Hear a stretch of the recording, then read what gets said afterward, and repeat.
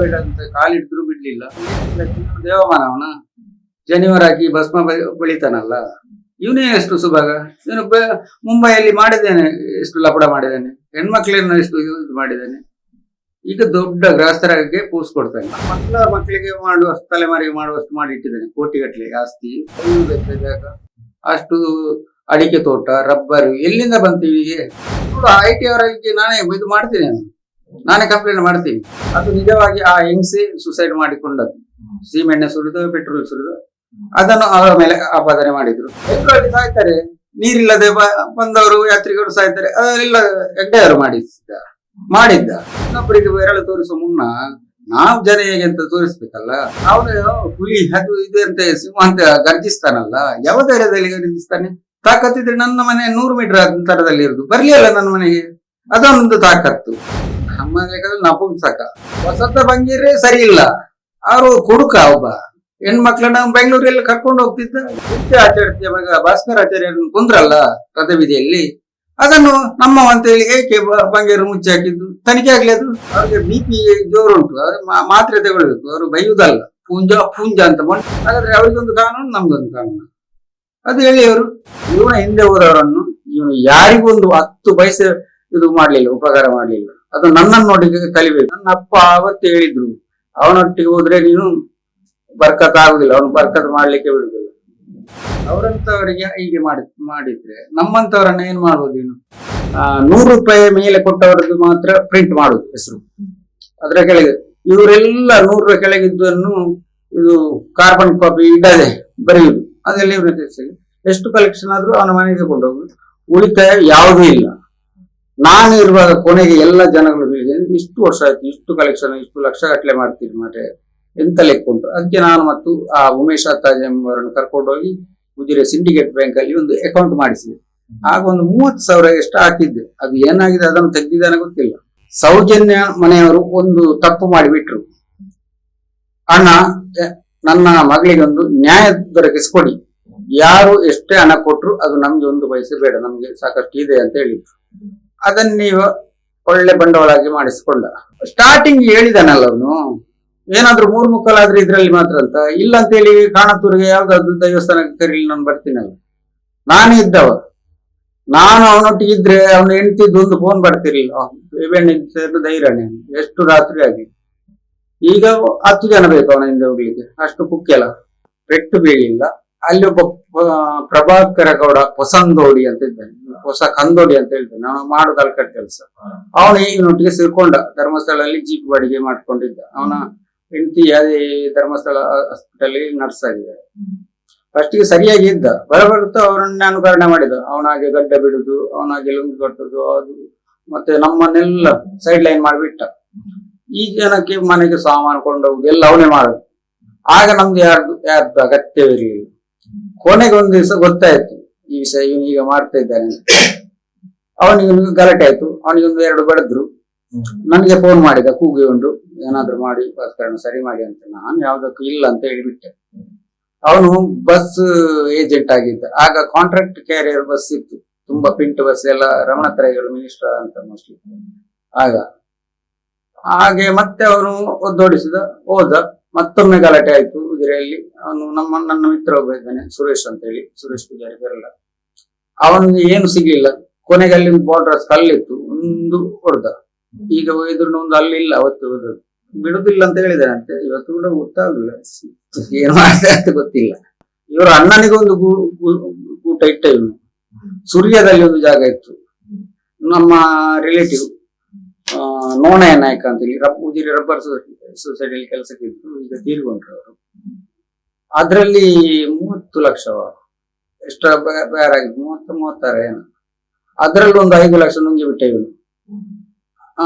ಅನ್ನ ಇಷ್ಟಕ್ಕೆ ಸೇಲ್ ಆಗಿದ್ದು ಅಂತ ಹೇಳಿಬಿಟ್ಟು. ಅವರು ಫಾರಿನ್ ಅಲ್ಲಿ ಇದ್ರು. ಅವರು ಒಮ್ಮೆ ಊರಿಗೆ ಬರುವಾಗ ಸ್ಟ್ಯಾನ್ಲಿ ಅಂತ ಇದ್ದಾರೆ ಊರಲ್ಲಿ, ಅಶೋಕ್ ಸೇನಾ ಉಂಟವರು. ಅವರೊಮ್ಮೆ ಮನೆಗೆ ಅದು ಇಷ್ಟಕ್ಕೆ ಸೇಲ್ ಆಗಿತ್ತು. ಮತ್ತೆ ಹೇಗೆ ಅದು ಅವನು ಅಷ್ಟು ಹೇಳಿದ. ಮತ್ತೆ ಇವನಿಗೆ ಫೋನ್ ಮಾಡಿ ಕೇಳಿದ್ದು. ಅದಕ್ಕೆ ಸ್ಟ್ಯಾಂಡಿಗೆ ತಕ್ಷಣ ಫೋನ್ ಮಾಡಿ ಈ ಜನ ಹೇಳಿದ್ದು ಒಂದು ಆತಂತೆ ಫನ್ಲಿ ಅಷ್ಟಂತ ಹೇಳಿ, ನಾನು ಹೇಳಿದ ರೇಟ್ ಅಷ್ಟೇ. ಮತ್ತೆ ಅವರು ರಿಪೀಟ್ ಮಾಡಿದ್ರು, ಅದು ಅಷ್ಟಕ್ಕೆ ಅಂತ ನನಗೆ ಗೊತ್ತಿರ್ಲಿಲ್ಲ ಅಂತ. ಅದಕ್ಕೆ ನಾನು ಒಂದು ದಿವಸ ಮೋಹನ್ ನನಗೆ ಫೋನ್ ಮಾಡಿದ್ದೆ. ಈಗ ನಮ್ಮ ಒಳ್ಳೆ ಫ್ರೆಂಡ್ ಅವರು, ಎಲ್ಲಿ ಸಿಕ್ಕಿದ್ರು ಜೈ ಅಂತ ಕೈ ಎತ್ತಾರೆ, ಹೀಗೆ ಅದಕ್ಕೆ ಅವ್ರು ಹೇಳಿದ್ರು, ಹೋಗಿ ಹೋಗಿ ಮಾರೆ ನನಗೆ ಬತ್ತಿಟ್ಟಲ್ಲ ಅಂತ ಹೇಳಿ. ಆಗ ನಮ್ಮ ಗುರುವಣಗೆರೆ ರಾಜೇಶ್ ಶೆಟ್ಟಿ, ಶಶಿಧರ್ ಶೆಟ್ಟಿ ಬರೋಡ ಅವರು ಮತ್ತೆ ವಸಂತ ಬಂಗೇರು ಫುಲ್ ಕೊಟ್ಟಿದ್ದಾರೆ. ನನ್ನ ಕೈಯಲ್ಲಿ 50,000 ಅವರು ಪುಷ್ಪರಾಜ್ ಶೆಟ್ಟಿ ಪ್ರಕಾಶ್ ಹೋಟೆಲ್ನವರು ಅವರ ಕಾರಲ್ಲಿ ಕರ್ಕೊಂಡು ಹೋಗಿ ಕೊಟ್ಟಿದ್ದಾರೆ. ಮತ್ತೆ ಎಷ್ಟೋ ಲಕ್ಷ ಕೊಟ್ಟಿದ್ದಾರೆ. ನಾನು ಆ ಒಂದು ತಿಂಗಳು ಆ ಆಫೀಸ್ ಅನ್ನು ಮೇಂಟೈನ್ ಮಾಡಿದವು ನಾನು. ಪತ್ರಿಕೆಯವರಿಗೆ, ಟಿವಿ ಮಾಧ್ಯಮದವರು ಎಲ್ಲ ಒಂದು ನನ್ನ ಸಂದರ್ಶನ ಪಡೆದಿದ್ದು. ಒಟ್ಟು ಖರ್ಚಾಗಿದ್ದು 3,20,000. ನನ್ನ ಖರ್ಚೆಲ್ಲ ಬರ್ಕೊಂಡಿದ್ದೆ. ಇವನಿಗೆ ಮೋರ್ ದನ್ 30 ಲಕ್ಷದಷ್ಟು ಹಣ ಬಂದಿದೆ. ಯಾರೊಬ್ಬರಿಗೂ ಕೊಡ್ಲಿಲ್ಲ. ನನಗೆ ಒಂದು ಊಟ ಒಂದು ಕೊಟ್ಟವಿನ ಸಂಬಳ ಏನಿಲ್ಲ. ಮತ್ತೆ ಒಂದು ತಿಂಗಳಾಯ್ತು, ಎಲೆಕ್ಷನ್ ಆಯ್ತು, ಮುಗೀತು, ಆಫೀಸ್ ಮುಚ್ಚು ಅಂತ ಹೇಳಿ ವಾಪಸ್ ನಾವು ವೆಂಕಪ್ಪ ಹೋಟೆಲ್ ಕೂಡ ಇದ್ರು, ಅವರ ಗಾಡಿಯೇ ಅಂತ ಮೋಸ್ಟ್ಲಿ. ಅವ್ರು ಹೇಳಿದ್ರು ಇನ್ನೊಂದು ತಿಂಗಳು ಓಪನ್ ಇಡುವ ಅಂತ. ಅದಕ್ಕೆ ನಾನು ಹೇಳಿದೆ, ಇನ್ನೊಂದು ತಿಂಗಳಲ್ಲ, ಇನ್ನೊಂದು ವರ್ಷವೇ ಇಡಿ ಆಫೀಸ್. ನಾನು ಬರುದಿಲ್ಲ, ನನಗೆ ಮನೆಯಲ್ಲಿ ಗದ್ದೆ ಉಂಟು, ಸಾಗುವಳಿ ಉಂಟು, ಮಕ್ಕಳಿದ್ದಾರೆ, ತಂದೆ ತಾಯಿ ಇದ್ದಾರೆ, ನಾನು ಬರುದಿಲ್ಲ. ನಾನು ಒಂದು ತಿಂಗಳು ಮನೆ ಬಿಟ್ಟು ಕೂತಲ್ಲ, ಸಾಕು ಅಂತ ಹೇಳಿದ್ದೆ. ಹೌದು, ಅವತ್ತು ನಾನು ಸಹ ಹೋಗಿದ್ದೆ. ಭಾಸ್ಕರ ಹೊಲ್ರು, ನಾನು ಮತ್ತೆ ಅವ್ರು ರವಿಕುಮಾರ್ ಇದ್ರ, ಏನಂದ ತೋಟ ಯಾರ ಇದ್ರು. ಆಗ ಹೋಗುವಾಗ ಕಾವಂದ್ರು ಒಳ್ಳೆ. ಆಗ ನಮ್ಗೆ ಚೌತಿಗೆಲ್ಲ ತುಂಬಾ ಹಣ ಎಲ್ಲ ಕೊಡ್ತಾ ಇದ್ರು.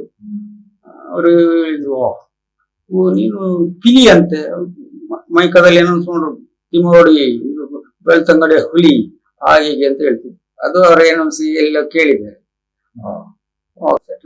ಪಿಲಿಗೆ ಬಲಿ ಅಂತ ಹೇಳಿದ್ರು, ಬನ್ನಿ ಅಂತ ಹೇಳಿ ಒಂದು ಕವರಲ್ಲಿ ಹಾಕಿ ಹಣ ಕೊಟ್ರು.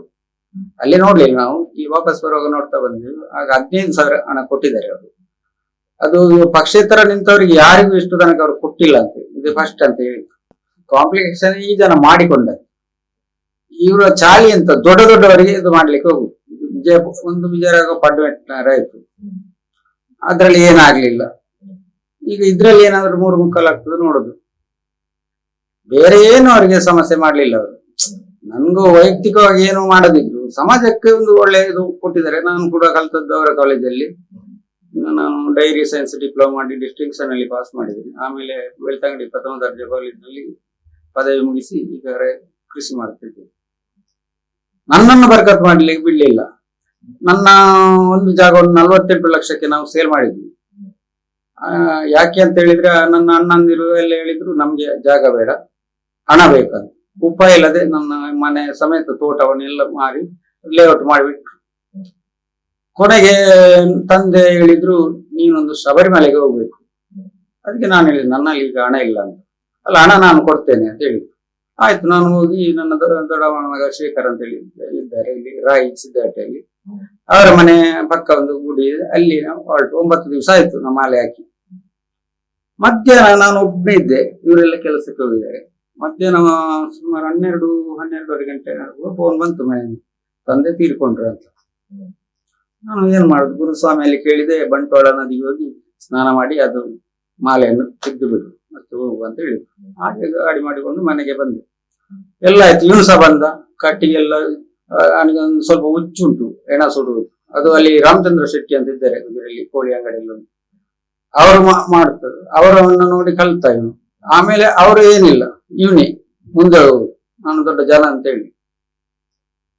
ಹಾಗೆ ಅವನು ಎಂತ ಮಾಡಿದ, ತಂದೆ ತೀರ್ಕೊಂಡ್ರಲ್ಲ, ಇವರಿಗೆಲ್ಲ ಹೇಳಿ ಬಿಟ್ಟ. ನನ್ನ ಅಕ್ಕ ತಂಗಿಯರಿಗೆ ನಾನು ಎಲ್ಲವರಿಗೆ ಮದುವೆ ಮಾಡಿಸಿ, ಅವರಿಗೆ ಬೇಕಾದ ವ್ಯವಸ್ಥೆ, ಎಲ್ಲರಿಗೂ ಒಂದು ಬದುಕುವ ದಾರಿಯನ್ನು ನಾನು ಮಾಡಿಕೊಟ್ಟಿದ್ದೇನೆ. ಬೇಕಾದ್ರೆ ನೀವು ಹೋಗಿ ನೋಡ್ಬೋದು, ಎಲ್ಲ ಕೇಳ್ಬೋದು ನೀವು. ಅಷ್ಟು ಮಾಡಿಯೂ ನನ್ನ ಅಣ್ಣ ಅಂದಿರನ್ನು, ನನ್ನ ಅಕ್ಕ ತಂಗಿಯರಿಗೆ ಫೋನ್ ಮಾಡಿ ನೀವು ಸೈನ್ ಹಾಕಬೇಡಿ ಅಂತ ಹೇಳಿದ್ರು. ಕೊನೆಗೆ ಏನಾಯ್ತು ಅಂತ ಹೇಳಿದ್ರೆ, ಯಾರು ಕೂಡ ಸೈನ್ ಹಾಕುದಿಲ್ಲ. ಹೆಸರಲ್ಲಿ ಒಂದು 2 ಎಕರೆ ಜಾಗ ಉಂಟು ಮನೆಯಲ್ಲಿ, ನಂದ ಹೆಸರಲ್ಲಿಲ್ಲ, ತಂದೆ ಹೆಸರಲ್ಲಿ ಇತ್ತು. ನಾನು ಖಾತೆ ಬದಲಾವಣೆಗೆ ಅರ್ಜಿ ಕೊಟ್ಟೆ. ಆಗ ತಕ್ಷಣ RTC ಬಂತು. ನೋಡುವಾಗ 11 ಹೆಸರು ಅದರಲ್ಲಿ ಎಂಟರ್ ಆಗಿದೆ. ಇವರು ಸೈನ್ ಹಾಕುದಿಲ್ಲ. ನಾನೊಂದು ಮನೆ ಮಾಡ್ಬೇಕಂತ ಹೊರಟಿದ್ದೆ. 10 ವರ್ಷ ಆಯ್ತು, ಬೇಕಾದ್ರೆ ನಿಮ್ಗೆ ಫೋಟೋ ಕಳಿಸ್ತೀನಿ. ಗೋಡೆಯಲ್ಲಿ ಉಂಟು. ನನಗೊಂದು ಲೋನ್ ಮಾಡಿಕೊಡ್ಲಿಕ್ಕೆ ಜಾಗ ಇಲ್ಲ. ಕೊನೆಗೆ 90 ಗುಡಿಸೆಯಲ್ಲಿ 9 ಸೆನ್ಸ್ ಮಾಡಿಕೊಟ್ರು ಶಂಕರ್ ಶೆಟ್ಟಿ. ಅದರಿಂದ ಲೋನ್ ಮಾಡಿ ಇನ್ನು 1 ತಿಂಗಳೊಳಗೆ 10 ಲಕ್ಷ ಕೊಡ್ತೇನೆ ಅಂತ ಮ್ಯಾನೇಜರ್ ಮೊನ್ನೆ ಬಂದು ಹೇಳಿದ್ದಾರೆ. ಇವನ ಹಿಂದೆ ಹೋದವರನ್ನು ಇವನು ಯಾರಿಗೂ ಒಂದು 10 ಪೈಸೆ ಇದು ಮಾಡ್ಲಿಲ್ಲ, ಉಪಕಾರ ಮಾಡ್ಲಿಲ್ಲ. ಅದು ನನ್ನನ್ನು ನೋಡಿ ಕಲಿಬೇಕು, ನೋಡ್ಬೇಕು ಎಲ್ಲ ಆಗಿದೆ. ನಾನು ಈಗ ಸಾಯ್ಲಿಕ್ಕೆ ಇನ್ನು ಈಗಲೇ ಸಾಯ್ಲಿಬಹುದು, ಕಾಲು ನಡಿಲಿಕ್ಕೆ ಆಗುದಿಲ್ಲ, 1 ವರ್ಷ ಮಲಗಿದಲ್ಲಿದ್ದೆ. ಇದೆಲ್ಲ ಇವನೊಟ್ಟಿಗೆ ಹೋಗಿ ನನ್ನ ಅಪ್ಪ ಅವತ್ತು ಹೇಳಿದ್ರು, ಅವನೊಟ್ಟಿಗೆ ಹೋದ್ರೆ ನೀನು ಬರ್ಕತ್ ಆಗುದಿಲ್ಲ, ಅವನು ಬರ್ಕತ್ ಮಾಡ್ಲಿಕ್ಕೆ ಬಿಡುದಿಲ್ಲ. ಹೆಂಟೆ ಉಂಟಲ್ಲ ಯಾವಾಗ್ಲೂ ಹೊಟ್ಟೆ ಒಳ್ಳೆ ಎದುರಿಗೆ ಇದು ಮಾಡೋದು, ಇನ್ನೊಬ್ರಿಗೆ ಏನಿಲ್ಲ. ಇವನು ಮಾಡೋದು ಹಾಗೆ.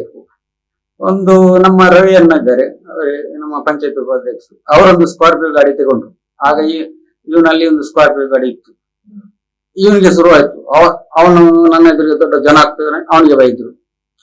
ಆಮೇಲೆ ರಾಜೇಶ್ ಪಾಂಡ್ಯನ್ ಅಂತ ಇದ್ದಾನೆ, ತರಕಾರಿ ಅಂಗಡಿ, ಅಲ್ಲಿ ರಾಮಸ್ವಾಮಿ ತರಕಾರಿ ಅಂಗಡಿ ರೋಡ್ ಸೈಡ್ ಅಲ್ಲಿ ಉಂಟು.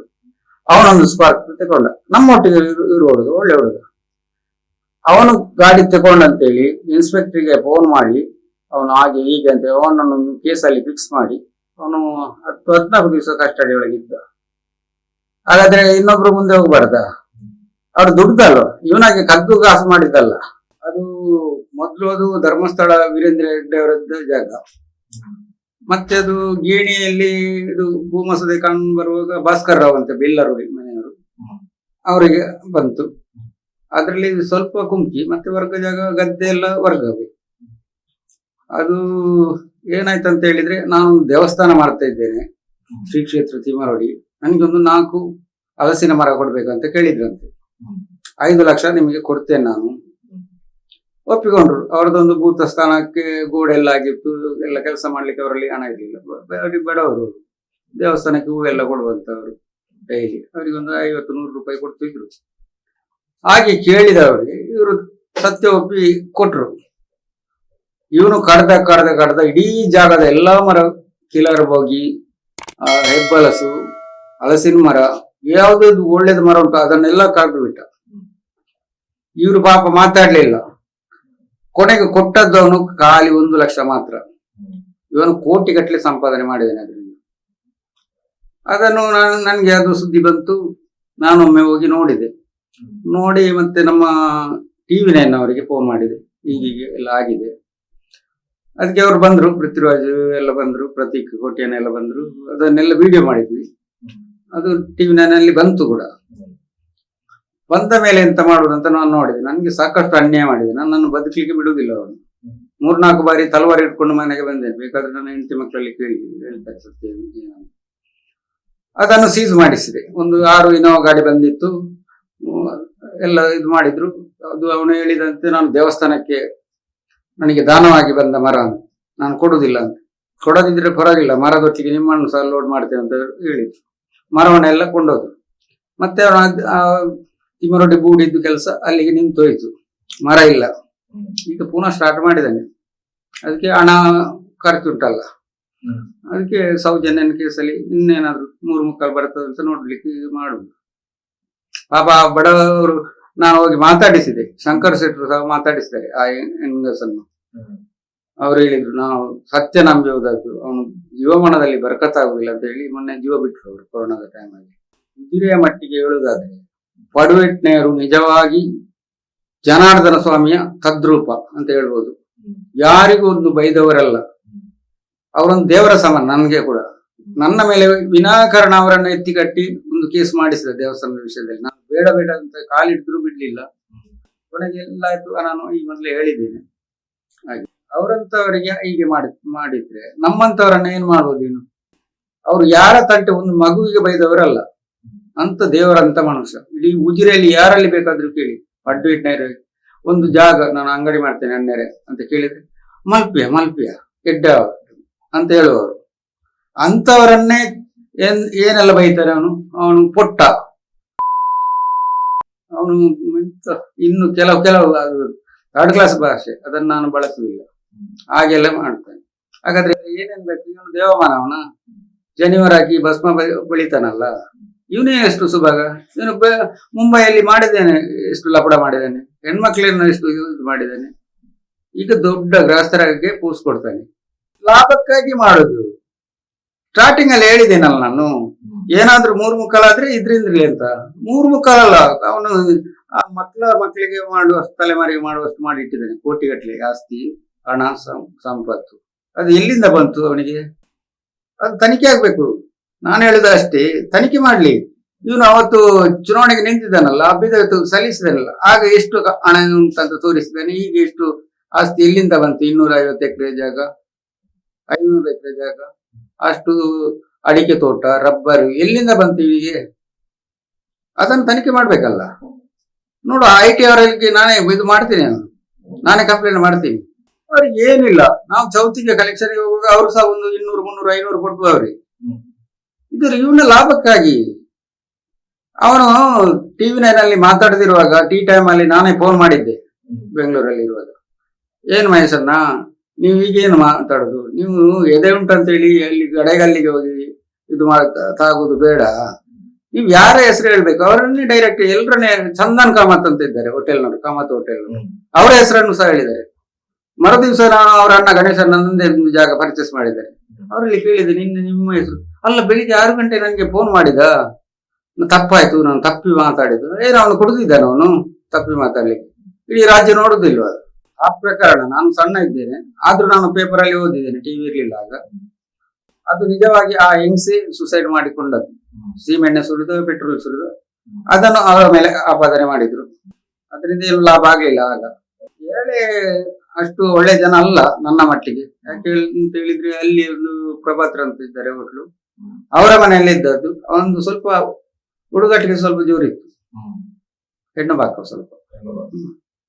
ಆ ವಿಷಯದಲ್ಲಿ ಗಂಡ ಹೆಂಡತಿಯ ಮಧ್ಯೆ ಸಮಸ್ಯೆಯಾಗಿ ಹೌದು, ಈ ಹೆಂಗಸು ಸುಸೈಡ್ ಮಾಡಿಕೊಂಡದ್ದು. ಅದ ಕ್ಷೇತ್ರಕ್ಕೂ ಏನು ಸಂಬಂಧ ಇಲ್ಲ. ಅದ್ರ ರೆಕಾರ್ಡ್ಸ್ ಎಲ್ಲ 460 ಅಂತ ಹೇಳ್ತಾರಲ್ಲ, ಅದ್ರ ರೆಕಾರ್ಡ್ಸ್ ನಾನೇ ತೆಗ್ದವನು, ಅದನ್ನು ನಾಗರಿಕ ಟ್ರಸ್ಟಿಗೆ ಕೊಟ್ಟವನು ನಾನೇ. ಆದ್ರೆ ಅದು ಅವರು ಕೊಂದದಂತ ಯಾವ ಸಾಕ್ಷಿ ಉಂಟು ಹೇಳಿ? ಎಲ್ರು ಅಲ್ಲಿ ಸಾಯ್ತಾರೆ, ನೀರಿಲ್ಲದೆ ಬಂದವರು ಯಾತ್ರಿಕರು ಸಾಯ್ತಾರೆ. ಅದೆಲ್ಲ ಹೆಗ್ಡೆಯವರು ಮಾಡಿದ್ದ. ಯಾರ ಮೇಲೆ ಇವನು ಆಪಾದನೆ ಮಾಡುದು? ಇವನು ಸರಿದ್ದಾನ? ಅದನ್ನು ಮತ್ತೆ ಮೊದಲು ನೋಡ್ಲಿ. ಇವನು ಇಷ್ಟೆಲ್ಲ ಬುದ್ಧಿ ಹೇಳ್ತಾನಲ್ಲ. ಒಬ್ಬ ತಂಗಿಯ ಗಂಡ ಹುಷಾರಿಲ್ಲ, ಅವರಿಗೆ ಮಕ್ಕಳೇ ಇಲ್ಲ, ಪಾಪ ಒಳ್ಳೆ ಜನ ಅವರು, ಹರೀಶ್ ಶೆಟ್ಟಿ ಅಂತೇಳಿ ಕಾಪುವಿನಲ್ಲಿ. ಇನ್ನೊಬ್ಳು ಮಂಗಳ ಅಂತೇಳಿ, ಇಬ್ರು ಮಕ್ಕಳಿದ್ದಾರೆ, ದೊಡ್ಡವರಿದ್ದಾರೆ, ಕಾಲೇಜ್ ಹೋಗ್ತಾ ಇರ್ಬೇಕು ಮಕ್ಕಳಿಗೆ. ಅವರ ಗಂಡ ಕೂಡ ಹಾಗೆ ಹೆಣ್ಣು ಬಾಕ. ನನ್ನ ಹೆಂಡತಿಯ ಗಂಡ ಯಶೋಧರ್ ಅಂತ ಇದ್ದಾನೆ. ಮತ್ತೊಬ್ಬ ಅಲ್ಲಿ ನಮ್ಮ ಹೋಟೆಲ್ ಅಂತ ಉಜಿರೆಯಲ್ಲಿ ಮಾಡೋದು, ಸುರೇಶ್ ಪೂಜಾರಿ ಪೆರಲ ಅಂತ ಹೇಳಿ, ಅವರನ್ನು ಕೆಲಸಕ್ಕೆ ಕಳಿಸಿದ್ರು ಅಲ್ಲಿಗೆ, ಪುಣೆಯಲ್ಲಿ. 4-5 ತಿಂಗಳು ಕೆಲಸ ಮಾಡಿದ್ರು, 1 ಪೈಸೆ ಸಂಬಳ ಕೊಟ್ಟಿಲ್ಲ. ಅವರು ರಾತ್ರಿ ಓಡಿಕೊಂಡು ಟ್ರೈನಲ್ಲಿ ಬಂದ್ರು. ಹಾಗಾದ್ರೆ ಇನ್ನೊಬ್ಬರಿಗೆ ಬೆರಳು ತೋರಿಸುವ ಮುನ್ನ ನಾವು ಜನ ಹೇಗೆ ಅಂತ ತೋರಿಸ್ಬೇಕಲ್ಲ. ನಮ್ಮ ಲೆಕ್ಕದಲ್ಲಿ ನಪುಂಸಕ. ಅವನು ಹುಲಿ ಅದು ಇದು ಅಂತ ಸಿಂಹ ಅಂತ ಗರ್ಜಿಸ್ತಾನಲ್ಲ, ಯಾವ ಧೈರ್ಯದಲ್ಲಿ ಗರ್ಜಿಸ್ತಾನೆ? ತಾಕತ್ತಿದ್ರೆ ನನ್ನ ಮನೆ 100 ಮೀಟರ್ ಅಂತರದಲ್ಲಿ ಇರುದು, ಬರ್ಲಿ ಅಲ್ಲ ನನ್ನ ಮನೆಗೆ, ಅದೊಂದು ತಾಕತ್ತು. ಆ ಹೊಸಂದೋಡಿ ಪ್ರಭಾಕರ ಗೌಡರಿಗೆ ಎದುರುವ ನನ್ನಂತವ್ರನ್ನ ಏನು ಮಾಡ್ಲಿಕ್ಕೆ ಸಾಧ್ಯ ಇಲ್ಲ. ಹೇಗೋ ಇಂದಲ್ಲ ನಾಳೆ ಸಾಯುವರು. ಸಾಯ ಮೊದಲು ಏನಾದ್ರೂ ಕಾರ್ಬಾರ್ ಮಾಡ್ಬೇಕಲ್ಲ. ನಾನು ಮಾಡಿದಷ್ಟು ಉಪಕಾರ ಊರಿನವರಿಗೆ, ಒಂದು ಅಂಗನವಾಡಿ, ಡಂಪಿಂಗ್ ಯಾರ್ಡ್, ರೋಡಿಗೆ ಕಾಂಕ್ರೀಟ್, ಡಾಮರ್ ಇದನ್ನು ಮಾಡಿಸಿದ. ನನ್ನ ಕೈಯಿಂದ ಒಂದು 60,000 ಅಂಗನವಾಡಿಗೆ ಹಾಕಿದ್ದೇನೆ. ನನ್ನ ಮೇಲೆ ಅದರ ಮೇಲೆ ಕೂಡ ವಸಂತ ಮಗಿರು ಕೇಸ್ ಮಾಡಿದ್ರು. ಇನ್ನು ಒಂದೇ ಇರೋದು ಕೇಸು, 27 ಇತ್ತು, ಇನ್ನು ಒಂದು ಕೇಸ್ ಉಂಟು. ನೋಡು, ಅದು ಪೊಲೀಸ್ನವರು ಹೇಳಿದ್ದಾರೆ, ಬಿ ರಿಪೋರ್ಟ್ ಆಗ್ತೇನೆ ಅಂತ ಹೇಳಿ. ಸತ್ಯ ಆದಂತ ಅವರಿಗೆ ಕೂಡ ಗೊತ್ತುಂಟು. ವಸಂತ ಬಂಗಿರೇ ಸರಿ ಇಲ್ಲ, ಅವರು ಕೊಡುಕ. ಒಬ್ಬ ಹೆಣ್ಮಕ್ಳನ್ನ ಬೆಂಗಳೂರಲ್ಲಿ ಕರ್ಕೊಂಡು ಹೋಗ್ತಿದ್ದ, ಜಿಲ್ಲಾ ಪಂಚಾಯತ್ ಮೆಂಬರ್, ಅವರ ಹೆಸರು ಹೇಳುದಿಲ್ಲ ಬೇಡ ಅಂತ. ಅವ್ರು ಏನ್ ಮಾಡೋದು? ಈಗ ಸೌಜನ್ಯನ ಬಗ್ಗೆ ಮಾತಾಡ್ತಾರಲ್ಲ ಇವರು. ಅಲ್ಲಿ ಒಂದು ಕಾಶಿ ಭಟ್ ಅಂತ ಉಂಟು, ಉಜಿರೆಯಿಂದ ಬೆಳ್ತಂಡಿ ಹೋಗೋ ರಸ್ತೆಯಲ್ಲಿ. ಅಲ್ಲಿ ಒಂದು ಸ್ಕೂಲ್ ಡೇ ಆಗ್ತಿತ್ತು, ನಾಟಕ ಇತ್ತು. ಒಂದು 5-6 ಹೆಣ್ಮಕ್ಳು, ಹೆಂಗಸರು ಹೆಣ್ಮಕ್ಳು ಹೋಗ್ತಿದ್ರು. ಅವನು ಸೂರ್ಯದ ಶರತ್, ಅವನು ಎಳ್ಕೊಂಡು ಹೋದ, ಅವಳನ್ನು ರೇಪ್ ಮಾಡಿದ, ಹತ್ಯೆ ಮಾಡಿದ. ಸುಭಾಷ್ ಚಂದ್ರ ಜೈನ್ ಆಗ ಇದು ಸರ್ಕಲ್ ಇನ್ಸ್ಪೆಕ್ಟರ್ ಏನಾಗಿರ್ಬೇಕು, ಅದನ್ನು ಮುಚ್ಚಿ ಹಾಕಿದ್ರಲ್ಲ. ಇವರು ಜಾತಿ ಮಕ್ಕಳಲ್ಲ, ಹಾಗಾದ್ರೆ ಯಾಕೆ ಪ್ರತಿಭಟನೆ ಮಾಡ್ಲಿಲ್ಲ ಇವರು? ಮತ್ತೊಂದು ಉಜಿರೆಯಲ್ಲಿ ಮನೋಜ್ ಕುಂಜಾರ್ಪ, ಅವನ ಅಂಗಡಿ ಮಾಡುವಾಗ 5,000 ನಾನು ಡ್ರೈವರ್ಗೆ ಹಾಕಿ ಬಂದಿದ್ದೇನೆ. ಅವನು ಪ್ರೆಸ್ ಮೀಟ್ ಮಾಡಿ ಬಾರಿ ಬೈತಾನೆ, ಮಾತಾಡ್ತಾನೆ. ಅವನ ತಂದೆ ಮಾಬಾಲ್ ಪೂಜಾರಿ ಅಪ್ಪಿ ಗಿರಿಜಾ ಆಚಾರ್ಯ ಮಗ ಭಾಸ್ಕರ್ ಆಚಾರ್ಯರನ್ನು ಕೊಂದ್ರಲ್ಲ ರಥಬೀದಿಯಲ್ಲಿ, ಅದನ್ನು ನಮ್ಮ ಅಂತೇಳಿ ಏಕೆ ಬಂಗೇರು ಮುಚ್ಚಿ ಹಾಕಿದ್ದು? ತನಿಖೆ ಆಗ್ಲಿ ಅದು. ನನ್ನಲ್ಲಿ ಐ ವಿಟ್ನೆಸ್, ನನ್ನಲ್ಲಿ ಮಾತಾಡಿದವರು ಹೇಳಿದವರು ಜೀವಂತ ಇದ್ದಾರೆ, ನಾನು ಸಾಕ್ಷಿ ಒದಗಿಸ್ತೇನೆ ಬೇಕಾದ್ರೆ. ಈಗ ಅವರ ಮಗಳು ಅಲ್ಲಿ ಮೂಲೆಯಲ್ಲಿ ಬಿದ್ಕೊಂಡಿದ್ದಾಳೆ, ಕೈ ಕಾಲು ಬರುವುದಿಲ್ಲ, ಮಾಡಿದ ಪಾಪ ಎಲ್ಲಿಗೆ ಹೋಗುದಿಲ್ಲ. ಬಂಗೇರು ಮುಚ್ಚಿ ಹಾಕಿದಂತ ಕೇಸುಗಳು ಎಷ್ಟಿರ್ಬೋದು? 100 ಇರ್ಬೋದು. ಅವ್ರಿಗೆ BP ಜೋರುಂಟು, ಅವ್ರಿಗೆ ಮಾತ್ರೆ ತಗೊಳ್ಬೇಕು. ಅವರು ಬೈಯುವುದಲ್ಲ, ಪೂಂಜ ಅಂತ. ಮೊನ್ನೆ ಅವರು ಗಾಡಿ ಒಂದು ಕೆಲಸಕ್ಕೆ ಬೆಂಗಳೂರಿಗೆ ಪೂಂಜನನ್ನು ಕರ್ಕೊಂಡೋಗಿ 50 ಲಕ್ಷ ತೆಗೆಸ್ಕೊಂಡು ಬಂದ್ರಲ್ಲ, ಇನ್ನೇನು ಬೈಯುವುದವರು? ಯಾರಿಗೆ? ನಮ್ಗೆ ಇದು ಗೊತ್ತಾಗುದಿಲ್ಲ ತೆಗೆಸುವುದ? ಸಿದ್ದರಾಮ ಇದ್ದಾನೆ ಅಂತ ಹೇಳಿದ್ರೆ ಹಾಗಾದ್ರೆ ಅವ್ರಿಗೊಂದು ಕಾನೂನು, ನಮ್ಗೊಂದು ಕಾನೂನು, ಅದು ಹೇಳಿ ಅವರು. ಪೂಂಜ ಪರ್ಫೆಕ್ಟ್ ಇದ್ದಾನೆ, ಒಳ್ಳೆ ಹುಡುಗ. ಅವನು ಯಾವ್ದು ಡ್ಯಾಸಿಂಗ್ ನೇಚರ್ ಅಲ್ಲ, ಸ್ಮೂತ್ ಆಗಿ ಎಲ್ಲರ ಕೆಲಸ ಮಾಡ್ತಿದ್ದಾನೆ. ಅವನು ಏನು ಮಾತಾಡೋದಿಲ್ಲ ಅಂತ ಬೈದ್ಕೊಂಡು ಹೋಗುದೆಯಾ? ಇವ್ರು MLA, ಅವ್ರು MLA. ಒಂದು ತಾಲೂಕು ಪ್ರತಿನಿಧಿಗೆ ಒಂದು ಗೌರವ ಕೊಡ್ಬೇಕಲ್ವಾ? ಕಾನೂನಿಗೆ ಕಿಮ್ಮತ್ತು ಕೊಡ್ಬೇಕು. ಇವರು ಸಿದ್ದರಾಮಯ್ಯನ ತರ ಮೋದಿ ಹಾಗೆ ಹೀಗೆ ಏಕವಚನ ಬಳಸುದು, ಅವ್ರ ಅಪ್ಪನನ್ನು ಕೂಡ ಹಾಗೆ ಕರೆಯುವುದ? ಅದಕ್ಕೊಂದು ಬೆಲೆ ಇಲ್ವಾ?